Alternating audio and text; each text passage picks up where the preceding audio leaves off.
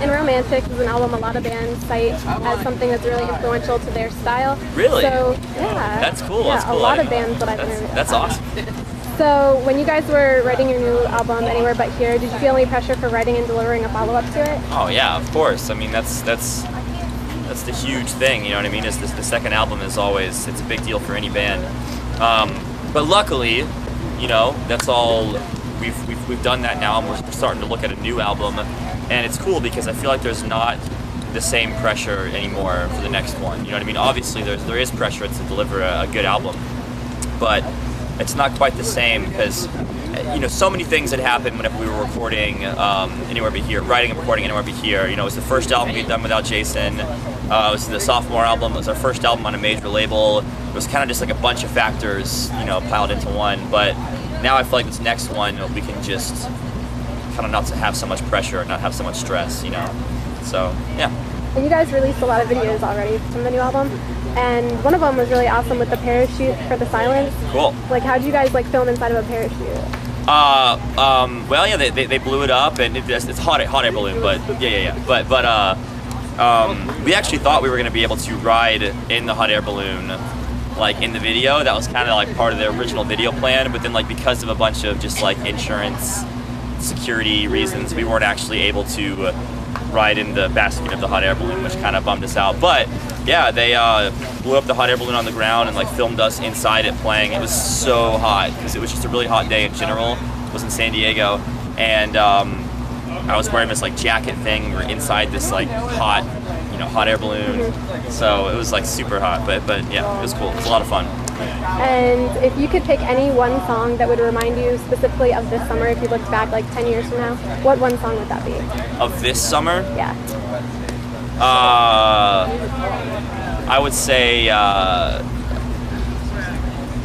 4 Year Strong's song, Wasted Time. It's called Eternal Summer. I'd say that one, yeah. And you guys are going to be going to the UK with the Maine, and then you guys are headlining the Fearless Friends tour, so are you pretty stoked about that? Oh, both of those I am so excited about. I love the guys in the Maine. We've toured with them once before, and it's been way too long. Like, we've been itching to go out with them again ever since we toured with them. And so that's going to be great. The UK is going to be great. I mean, the Fearless tour is going to be great. You know, a lot of Breathe Carolina is going to be on it, and they're on this tour. Artists vs. Poets is going to be on it. They're on this tour. We love the guys in every avenue, and obviously we know the Go Radio guys, and they're really good guys, so it's going to be really cool. And you guys did Punko's Classic Rock. It's cool. It's cool. It's a lot of fun. I always love doing stuff like that. We did, We Are the Champions by Queen. Awesome. Yeah. Did you guys enjoy that? That's a big song cover. It is. It was, whenever we do those, we never like prepare for it. We just kind of go into the studio and just like kind of figure it out and just kind of like do it all in the studio. And I like that because it's very different. Usually whenever we go to the studio and do anything else, it's very like prepared beforehand, and most of it is already written and stuff.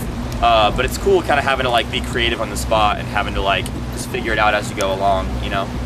You guys are Florida native, so how is it? Do you feel like there's more love here when you perform, or? Well, this is the first Florida show of the Warped Tour, so we'll see how it goes. You know what I mean? Yeah. But I've been pumped to be here. This is probably the closest show to Tallahassee, I guess. This or Orlando are both about 4.5 hours away, I guess. Yeah, it's good to be here. I love it. I love Florida. How was it trying to like make it in Florida? Did you feel like you had to like travel outside to kind of get that publicity? Yeah, well, that's pretty much what we did right away. Is we started the band, and then within 6 months, we had we wrote and recorded our first EP, Tales Told by Dead Friends, and we followed Warped Tour in 2006 and sold it outside. So it's cool, like being a part of Warped Tour now. Like every day, I think about like here especially, I think about how whenever we were out in the line selling CDs and stuff, you know. But yeah, we didn't really play in Florida a whole lot. We just kind of started like pushing ourselves everywhere else, you know what I mean, and worked out great. So. So what is next for Mayday Parade? Those tours that we talked about, and then just going to be doing a new CD. Any info on the new CD, or? It's so early to say right now.